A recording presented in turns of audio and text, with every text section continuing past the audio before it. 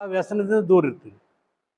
ಮನುಷ್ಯನಿಗೆ ಅದ್ರ ಬಗ್ಗೆ ಸರಿಯಾದ ಕಲ್ಪನೆಗಳು, ಭಯ, ವಿಚಾರಗಳನ್ನು ತಿಳಿಸ್ತಕ್ಕಂಥದ್ದು ಭಾಳ ಮುಖ್ಯ ಇದೆ.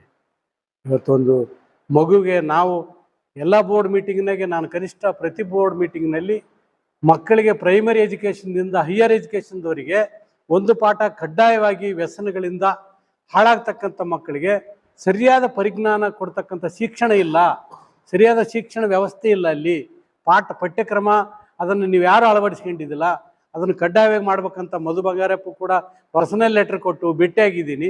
ಈ ಸಲ ಏನೋ ಪಠ್ಯಕ್ರಮದಲ್ಲಿ ಅದನ್ನು ಅಳವಡಿಸ್ತೀವಿ ಅಂತಕ್ಕಂಥ ಮಾತನ್ನು ಆ ಒಂದು ಶಿಕ್ಷಣ ಇಲಾಖೆಯಿಂದ ನಮಗೆ ಬಂದಿದೆ ಮಾಹಿತಿ.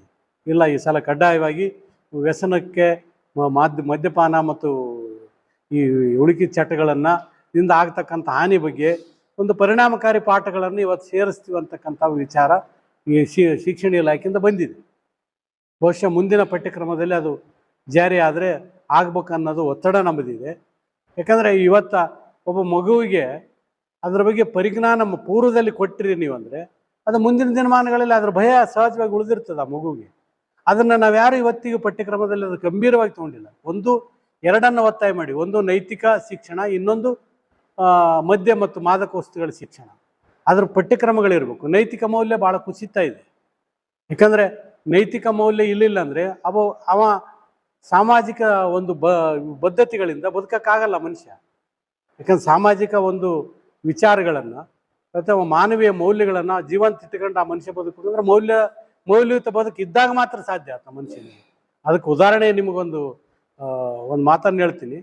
ಯಾಕಂದರೆ ಕೊಪ್ಪಳ ಜಿಲ್ಲೆಯಲ್ಲಿ ಇವತ್ತ ಅದು ಗವಿಸಿದ್ದೇಶ್ವರ ಪೂಜ್ಯರು ಭಾಳ ಇವತ್ತಿನ ದಿನ ಪ್ರಭಾವಿಯಾಗಿ ಜನಮಾನಸದಲ್ಲಿ ಅತ್ಯಂತ ಒಂದು ಹೊಸ ಹೊಸ ವಿಚಾರಗಳನ್ನು ತಿಳಿಸ್ತಕ್ಕಂಥದ್ದಿರ್ಬೋದು, ಮದ್ಯಪಾನದಿರ್ಬೋದು, ಬೇರೆ ವಿಚಾರಗಳಿರ್ಬೋದು. ನಾವು ಈ ವರ್ಷದ ಸಂಯಮ ಪ್ರಶಸ್ತಿ ಅವ್ರಿಗೆ ಕೊಡ್ಬೇಕಂತ ಹೋಗಿದ್ದೀವಿ. ಯಾಕಂದರೆ ಇಲ್ಲಿ ತಾನ ವೀರೇಂದ್ರ ಹೆಗ್ಡೆ, ಬಾಲ್ಕಿ ಪಟ್ಟದೇವರು, ಇಲ್ಕಲ್ ಮಾನ್ ಸ್ವಾಮಿಗಳಿಗೆ ಇಂಥವ್ರಿಗೆ ಕೊಡ್ತಾ ಬಂದಿದ್ದೀವಿ. ಈ ಸಲ ಅವ್ರಿಗೆ ಕೊಡ್ಬೇಕಂತ ಹೋಗಿದ್ದೆ. ನಾನು ಹೋದಾಗ ನಮ್ಮ ಗುರುಗಳು ವಚನೆ ತೊಗೊಂಡ್ರಪ್ಪ, ನಾನು ಅದನ್ನು ಯಾವುದೇ ಪ್ರಶಸ್ತಿ ಸನ್ಮಾನ ಮಾಡಿಸಂಗಿಲ್ಲ, ನಾನೊಂದು ಸಜೆಷನ್ ಕೊಡ್ತೀನಿ, ಅದ್ರ ಪ್ರಕಾರ ಮಾಡಂಗಿದ್ರೆ ಮಾಡ್ರಿ ಅಂತ ಅಂದರು ಅವರು. ಹೇಳ್ರಿ ಗುರುಗಳೇಂದೆ ನಾನು.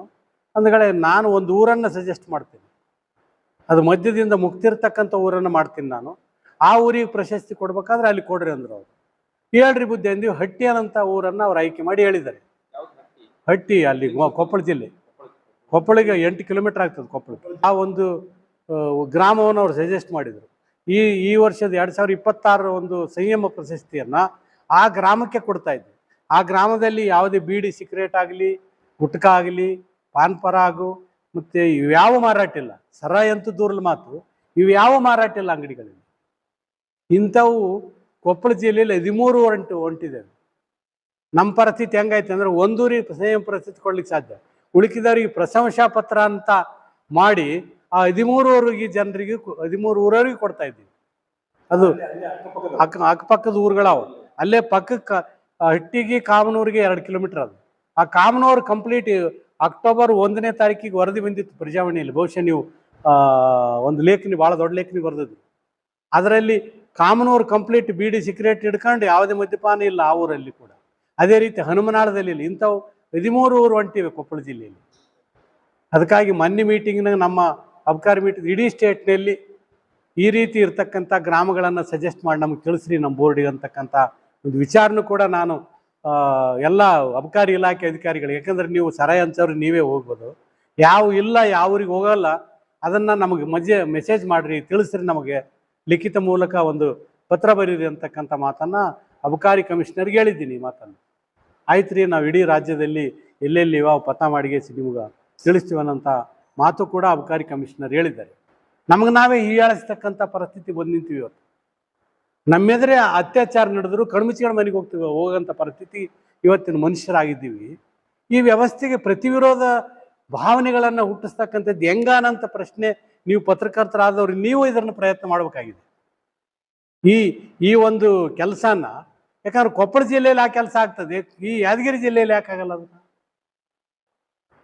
ಇಂಥ ಒಂದು ಪರಿವರ್ತನೆ ಅಲ್ಲಿ ಒಂದೇನಾಗಿದೆ. ಇನ್ನೊಂದು ಮಾತನ್ನ, ಅಲ್ಲಿ ಗಾಂಧಿ ಬಳಗ ಅಂತ ಎಲ್ಲ ನೌಕರದಾರರು, ಪತ್ರಿಕಾ ಬಳಗದವರು ಸೇರಿ ಒಂದು ಗಾಂಧಿ ಬಳಗ ಅಂತ ಕಟ್ಕೊಂಡಾರ. ಅವರು ಪ್ರತಿ ಸಂಡೇ ಒಂದು ದಿನ ಪಾದಯಾತ್ರೆ ಹೋಗ್ತಾರೆ ಹಳ್ಳಿಗಳಿಗೆ. ಆ ವ್ಯಸನ ಮದ್ಯಪಾನದ ಬಗ್ಗೆ ಜಾಗೃತಿ ಮೂಡಿಸ್ತಾರೆ. ಒಂದು ವಾರಕ್ಕೆ ಒಂದು ಊರು ಆರಿಸ್ಕೊಂತಾರೆ ಅವ್ರು ಆ ಊರಿಗೆ ಪಾದಯಾತ್ರೆ ಹೋಗ್ತಾರೆ. ಪಾದಯಾತ್ರೆ ಎಲ್ಲರೂ ಒಂದು 10-20 ಮಂದಿ ಹೋಗಿ ಅಲ್ಲಿ ಆ ಊರಲ್ಲಿ ಸಭೆ ಸೇರಿಸಿ ಜನರನ್ನು ಸೇರಿಸಿ ಸಾಯಂಕಾಲ ಟೈಮ್ನಾಗ ಬೆಳಗಿನ ಟೈಮ್ನಾಗ ಅಲ್ಲೆಲ್ಲ ಈ ಒಂದು ವಿಚಾರಗಳನ್ನು ಜನರಿಗೆ ಕೊಡ್ತಾರೆ. ಕೊಡೋದ್ರ ಮೂಲಕ 13 ಊರು ಇವತ್ತು ಪ್ರಾರಂಭ ಆಗಿದೆ. ಅಂದರೆ ಮನುಷ್ಯ ನಾವು ನಿಜವಾಗಿ ಮನಸ್ಸು ಮಾಡ್ತಕ್ಕಂಥ ಒಂದು ಕೆಲಸ ಮಾಡಿದರೆ ಕೊಪ್ಪಳ ಉದಾಹರಣೆ ಆಗಿದೆ. ಒಂದು ಮಾತನ್ನು ಯಶೋಧರಮ್ಮ ದಾಸಪ್ಪನ ಹೆಸರು ಮಹಿಳೆ ಪ್ರಶಸ್ತಿ ಇದ್ದಿಲ್ಲ ಇಲ್ತಾನೆ, ಮಹಿಳೆಯರಿಗೂ ಕೂಡ ಪ್ರಶಸ್ತಿ ಕೊಡಮು ಅಂತ ಅನ್ನೋಂಥದ್ದು ನಮ್ಮ ಮಂಡಳಿಯಿಂದ ಎಷ್ಟು ದಿನ ಪುರುಷರಿಗೆ ಕೊಡ್ತಿದ್ವಿ, ಮಹಿಳೆಯರಿಗೂ ಕೂಡ ಕೊಡಮು. ಯಾಕಂದ್ರೆ ಅವರು ಅಷ್ಟೇ ಈ ಅರುಣಾ ಭಟ್ ಅಂತೇಳಿ ಇದರ ಮಂಗಳೂರು ಎಮ್ಮ ಆಕೆ ಗಂಡ SBIದಾಗ ನೌಕರಿ ಮಾಡ್ತಾನೆ. ಇಡೀ ಸ್ಟೇಟ್ ಸುತ್ತಿ ಹಾಕಿ ಈ ರಾಯಚೂರು ಈ ಕಡೆ ಭಾಗಕ್ಕೆ ಬಂದು ಎಂಥ ದೊಡ್ಡ ಚಳವಳಿ ಮಾಡಿದ್ರಿ.